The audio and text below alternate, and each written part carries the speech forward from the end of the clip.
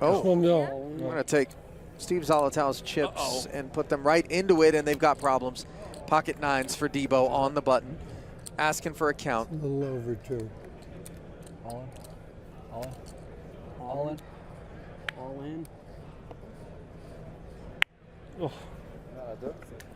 Here comes the flop. Jack 6 tray, not a great one for Steve. Put The a 4 5 does out there and work. Make it exciting. At the time being, though. An ace, the only path to the lead for Steve. And there it is! Like that, An ace on the turn. And now it is Debo Not over doesn't till to it's 5. over. who needs to He's played too many years hit a to celebrate. 2-outer to whittle our field. Yeah, And he can't do it. ace and the 5. The eagle has landed. On. All in. All in. Oh. Whoa. So the jam from Debo then draws a jam behind him out of the slightly shorter stack of Leb Goron. The flop. 10-6 deuce. Ace king. 17 là. Sits pretty. Jack. Needs a jack. Instead, it's the ace. Neither player has a spade. The story stays the same. 3 outs, but now just once from Michel Leb Goron to avoid elimination. And instead, it's running aces. The kicker continues to play. And Debo has eliminated a member of the French delegation who appears a little bit Something. You have something. shell-shocked. For Debo, you're just disgusted when that c-bet doesn't work on that texture. You think it's your sort of board.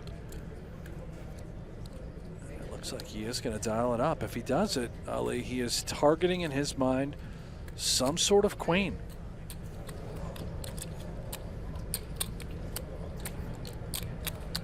Now he knows. Okay, I'm up against a king. Maybe there's a world in which it's some sort of combo flush draw that would have turned puppy paws.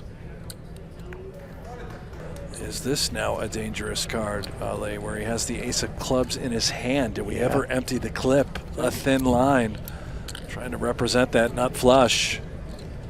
He spun it all the way up. All in. To 5 million, and he's going to jam.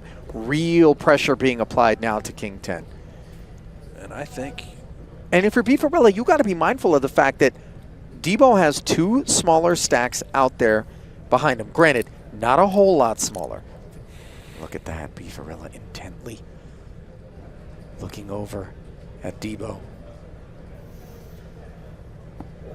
And he made the call in the end, sniffing out the bluff, and in doing so, he is eliminated. Exactly what you were saying. Take the equity. Oh, and bink it. As 9s and 10s will be downing these 2 queens. Check. Peachy doesn't like it. He does block the king queen, the queen 8. Take the ladder sort of out of the range, but For the times that we are up against an overpair, queens, kings, aces, you try and extract some value. If it's a set of jacks, so be it. But you at least try and get something from those other hands, as mentioned. Of course, Peachy could also have a hand like ace-jack suited as well. 2 9s. you hear him talking about 2 8s and 2 9s, and that certainly does feel like it's within the realm of possibility. Yeah, when you start going down the road, too, of things that we beat that they're bluffing with, a hand like 6-7 suited, 5-7 suited. 10 9 suited. Oh. Bingo. That is the combo. Would you bet ace-jack all the time? Would you check it all the time? Good fold. Great lay down. I'll tell you. All in. And then hands like this. It just goes against the grain of everything he's worked towards. He's been passing on a lot of these spots to maintain that chip lead. This is for, I think, roughly 40% of the chips. Here we go. Yes, and he's going to make this big call. We're going to play an over 15 million chip pot here, Brent. I found my rooting doesn't have much. Allez, tenir. Yeah. And an ace in the window. Peachy can breathe far easier now. Maxim's hand creates some comfort as the four-sided heart does roll off on the turn. That was alarming. Can he do it? Oui. As the king of spades secures him the chip lead and over 15 million. All in. 3.15. Indeed, the call is made, and Zolotow will be thrilled that he has ace-9 suited here. As-9, As-8 chez le short.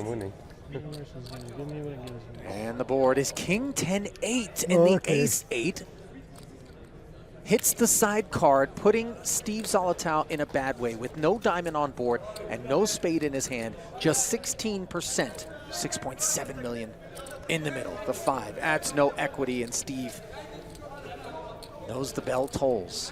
The river is a deuce, and with that we have lost the elder statesman of the proceedings, Steve Zolotow, the eagle, showing that pile it in against Paris and put the pressure on Paris, and I kind of like this spot. Oh. And Paris sharing the 5 with Robbins. What a disaster for him, as he doesn't even have 2 clean cards. Maxim over with his rail for this flop, which does produce a gut shot straight draw for Robbins, so he'll add 4 outs. Turn. It's a 3. And now Maxim Paris is 1 step closer to eliminating Kenny Robbins, picking up the pay jump.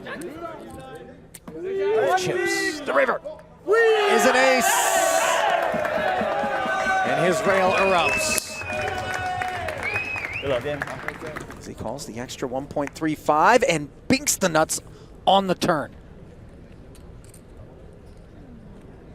5.5 million in the middle.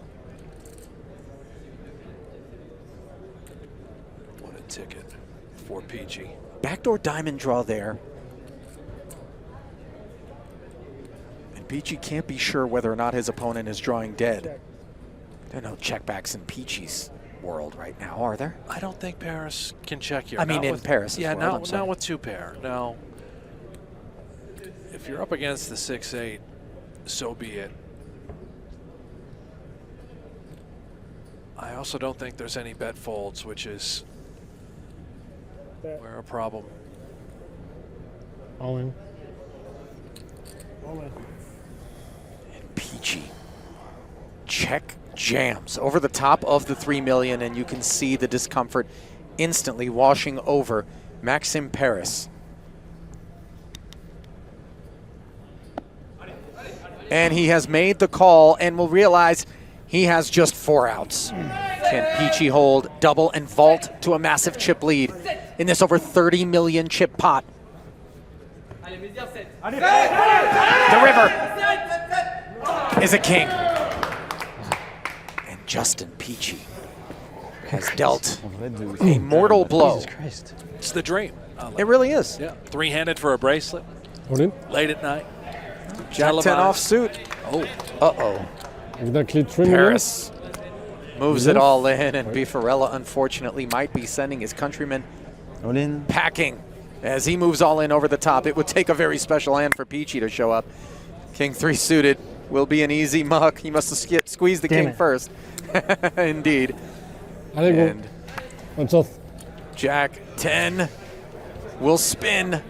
Small as they are, their roar will be mighty if this ace-king manages to hold against Jack 10 if he has, and like, leave kings Bifarella out, heads I up for mean, the it's hard to know what bracelet. he To the has. flop we go with Jack in the window, and Paris is sitting pretty. I'm just. It's not really. Oh my goodness, the king of hearts on the river. A disastrous outcome for Maxim Paris, who comes over to show love, Good game, buddy. You're a hell of a player. You're a hell of a player. earning the respect of Justin Peachy. Been a fairly tense heads-up affair. Very cautious, like a cat coming upon unfamiliar territory. One paw out in front of the other, slowly, gently testing. Well, both players with 9 lives as well. Fair. Though I don't think Peachy was put to the test. You know Beefarella was.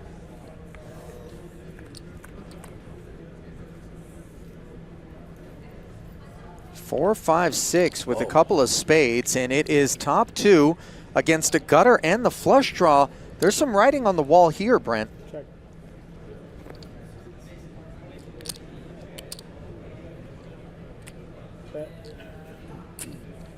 All in. The check jam was always a possibility, and I can't imagine that this is the sort of hand Peachy can get away with. Indeed, he makes the call, and we play a 21 million chip pot, where Beefarella is at risk. The turn is a king, and suddenly the plot thickens. 19 outs total for Beefarella. His rail can feel it. Peachy needs to fade. And the river's the queen of clubs. He's done it.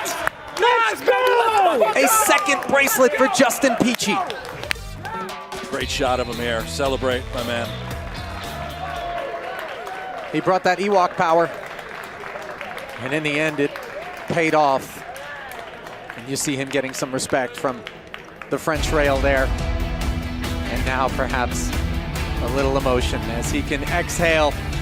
Validation coming in the form of a second piece of jewelry for Justin Peachy, adding to his almost 1.5 million in career tournament earnings. We certainly hope you've enjoyed tonight's continuing coverage of the 2022 World Series of Poker. Don't forget, we have more action coming your way tomorrow and every day from here in Las Vegas. On behalf of our entire crew and my partner in the booth, Brent Hanks, I'm Ali Najad saying good night.